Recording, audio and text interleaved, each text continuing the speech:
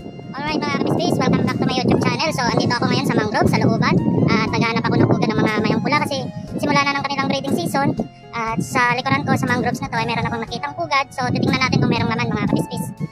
Sa isang puno ay merong dalawang pugad. So ito yung isa. Silipin natin kung may laman yan. At nandito naman yung isa, bandang taas. Ayun. So titingnan ko muna mga kabisbis kasi akyatin ko. So ayun mga kabisbis, yung dalawang pugad ay parehong walang laman. At habang patingin-tingin ako sa paligid, meron akong napapansin na may naglilimlim sa isang pugad. Pero hindi ko pa alam kung anong ibon ito kasi andito sa harapan ko. Andun sa puno na yun mga kabisbis. Pero tingin ko parang pugad ng bato-bato. Silipin natin. Andyan yung punay. Ayun mga kabisbis, pugad ng punay. Ayan siya, punay pala. So ito yung inaasam-asam ko. Nandito yung lalaki naglilimlim. Ayan. Tingnan natin kung lilipad ba. Lapitan ko. So, ayan siya mga kabisbis. Oh. Ayun. Nakita nyo? So, ayan. Naglilimlim pa lang siya mga kabisbis. At itlog pa lang yung nasa pugad. Tingin ko nasa dalawang itlog yung nililimliman niya. At silipin natin mga kabisbis. So, maakyat ko mga kabisbis. Tingnan natin tong pugad ng punay.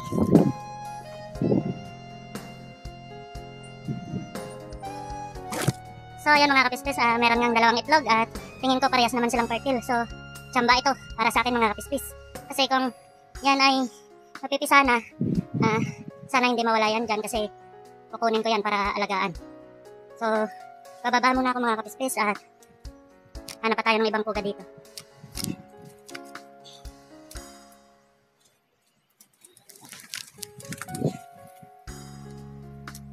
Ang hirap. So yun mga kabisbis, swerte tayo at meron tayong nakitang pugad ng punay. So babalikan ko yan next week. Titingnan natin kung mapipisa na ba yung itlog. At ito pa mga kabisbis, merong pugad ng mayang pula dito. Dito. So kapain ko lang kung may laman. So meron siyang dalawang itlog mga kabisbis. Siguro bago pang pugad na to at papakita ko na lang sa inyo.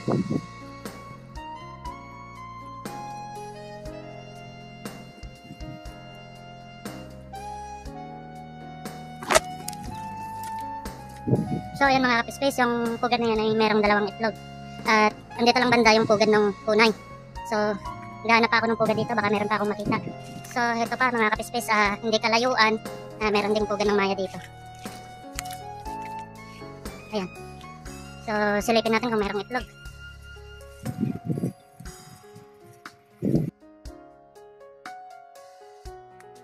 Ang pugad na to mga kabisbis ay walang laman. So sa area na to ay napakaraming pugad. Maghahanap na pa ako dito. So yun mga kabisbis, swerte na tayo at nakakita tayo ng pugad ng punay. So ito pa, may pugad pa dito ng mayang pula. Kaso medyo mataas konti. So yun mga kabisbis. So titingnan ko muna kung may laman.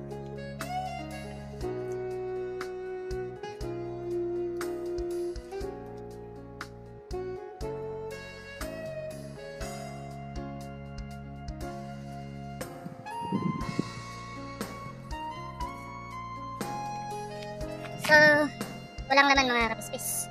Ang daming pugad dito ng maya, pero karamihan doon ay walang laman. Hanap pa tayo dito. Meron din akong napansin na pugad ng bato-bato. Meron siyang dalawang itlog na nakikita ko. Pero, silipin natin. So, ito mga kabisbis. Sira na yung itlog. Yan mga kabisbis, patay na yung itlog o sira na. Kasi, yan. Basag na. Pa yung isa. Kasi kung makikita nyo mga kabisbis, ayan, natatapat siya sa init. So kapag walang naglilimlim, yung itlog mabibilat sa sikat ng araw, doon mamamatay yung similya sa loob ng itlog. So yun mga kabisbis, pabalik na ako at maghanap-hanap pa tayo ng mga pugad dito. So karamihan ngayon sa pugad ngayon ay pugad ng mayang pula. At bihira na lang tayo makahanap ng pugad ng bato-bato kasi patapos na yung kanilang breeding season. So, ikot-ikotin ko muna yung looban ng mangrove sa mga kapispes. Baka may makita pa tayong pugad ng punay. Ngayon ay tanghaling tapat at sobrang init. So, maghanap-hanap ako dito mga kapispes. Sana meron pa tayong mahanap na pugad ng punay. Andito pa mga kapispes. May nakita pa akong pugad na nagkukublay sa puno ng mangroves. Ito siya. Ayan.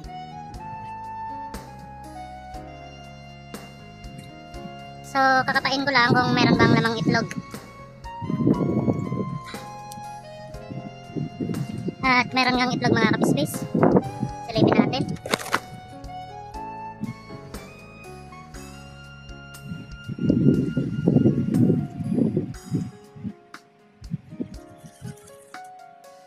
So, ayan mga kapispes, at nag-sunglass na nga ako kasi nakakasilaw yung init ng sikat ng araw. Yung pugad na to sa itaas, meron siyang itlog. Tansya ko na sa 5 piraso. So, itong mga pugad na to na nahanap natin ngayong araw ay babalikan ko bali after 3 days. So, sa ngayon ay April 10. Marami-rami na tayong nakitang pugad ng mayang pula. So, andito pa meron akong napapansin na pugad ng mayang pula.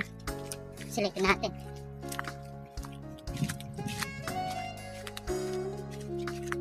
Ito mga kapispes.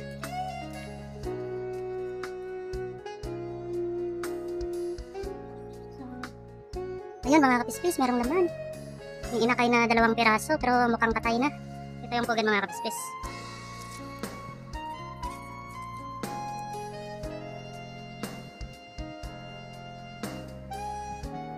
So buhay pa. Pero walang laman. Ayan, pinapakain pala sila ng magulang. Kala ko kasi walang laman. So dadalawa lang talaga sila mga kapispes.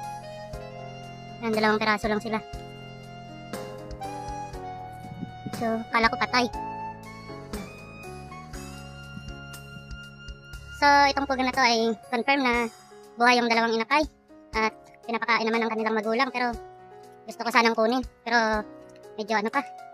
Kakapisa pa lang. At bagong-bago pa. Pero, dadalawa lang talaga sila mga kapispes. Maghanap-hanap na ako ng ibang pugad dito. Ito pa, pugad ng mayang pula mga kapispes.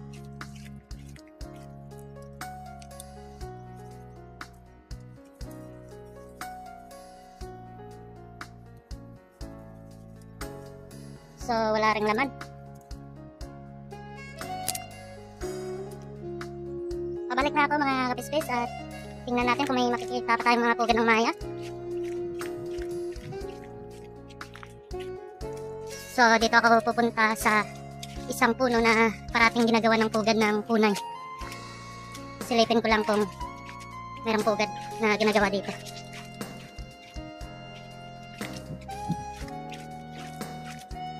Ito nga mga kapispes. May nakikita nga akong pugad ng punay. Pero mukhang luma. So yan yung sinasabi kong pugad ng punay mga kapispes. Pero mukhang pinaglumaan. Dati-rati kasi sa punong ito, dito ako nakakuha ng 2 inakay ng punay. Kaso kalaunan, namatay din. At yung isa ay nakawala. So meron pang isang pugad ng mayang pula dito. Spot din ito ng mayang pula. So ito siya mga kapispes. Ayun, lumabas sa pugad. Paniguradong may laman ito. Medyo maputi kasi yung pinadaanan ko. Ito yung pugad ng maya. So yan mga kapispes. Meron siyang 4 na itlog. Ito papasilip ko sa inyo. Ito yung pugad niya mga kapispes. Silipin natin.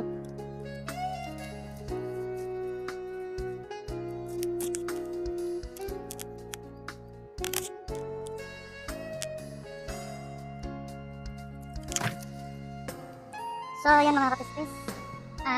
Hindi gaano makita yung itlog, pero sa tingin ko 4 na piraso. Ito mga kapispes, meron pa akong nakitang pugad ng maya. Kalalabas lang ng inahin. Pero, mukhang ginagawa pa lang ito. Yan mga kapispes. So, ayan, lumilipad-lipad doon yung mayang pula na lumabas sa pugad na to. At ginagawa pa lang.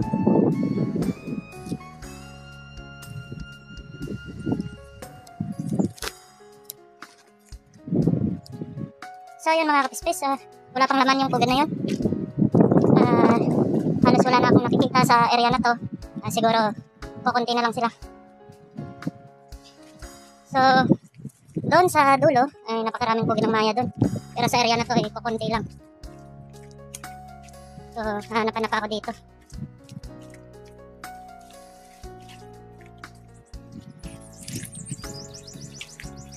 Halos na halughog ko na yung area na to, doon sa looban. Tsaka dito. Ayun, may nakita pa akong pugad ng maya, mga kapispis. So, hindi pala pugad. Basura lang pala. Pero, ito, pinagpugadan ng bato-bato. Yan. So, may mga ipot na. Yan, pugad yan ng bato-bato, mga kapispis.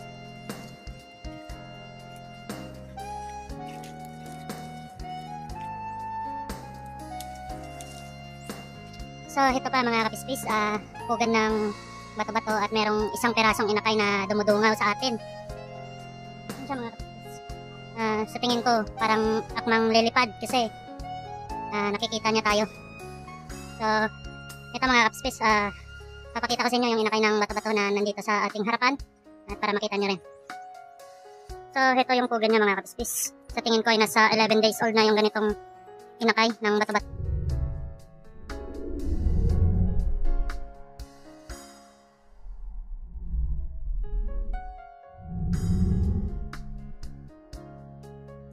So yun, nakalipad na nga siya mga kapispis. Ang mahirap dyan kapag hindi siya nahanap ng magulang niya. So, itong pugad na to mga kapispis ay meron pang natirang isang itlog na hindi napisa.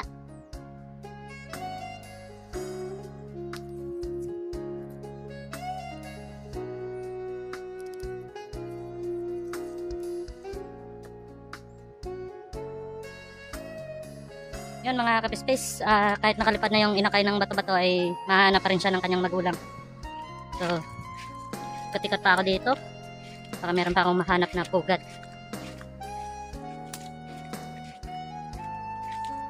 Heto din mga kapispis sa likuran ko.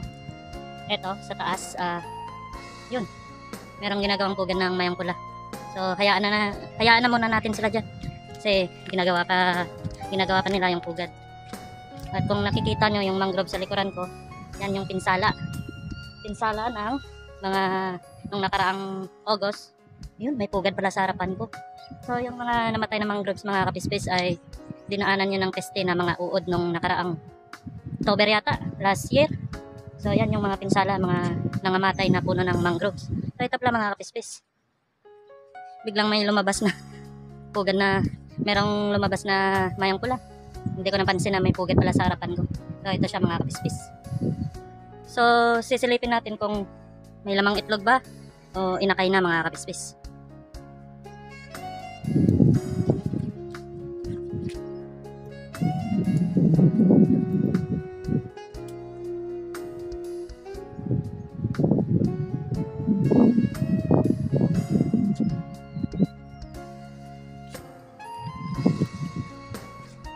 yun mga kapispis, tansya ko na sa 7 pirasong itlog yung nandun sa loob ng pugad. So, yan. Ito, the best to na pwesto kasi bihira yung mga dumadaan na tao dito. At sigurado yan na hindi mawawala yung pugad dyan kasi yung area na to ay bihira puntahan ng tao. So, yun mga kapispis. Baka meron pa dito. So, pabalik na ako mga kapispis. Hindi ko na kaya yung sikat ng araw at sobrang init talaga. So, yun lang yung kabuuan na nakita nating mga pugad. So, hindi ko na mabilang pero napakadami mga kapispis. Mas marami doon yung mga walang laman. At kukunti lang yung merong laman. Sa lahat ng nakita kong pugad ng maya ay isang pugad lang yung merong inakay na 2 piraso. So, titingnan natin after 3 days na babalik ako dito kung anong update sa mga pugad na may mga laman at sa pugad ng punay. So, yun lang mga kapispis. Maraming salamat sa panonood at pagpasensyahan nyo na kasi bihira na lang ako makapag-upload ng aking mga video sa aking YouTube channel. So, yun lang mga kapispis. Maraming salamat.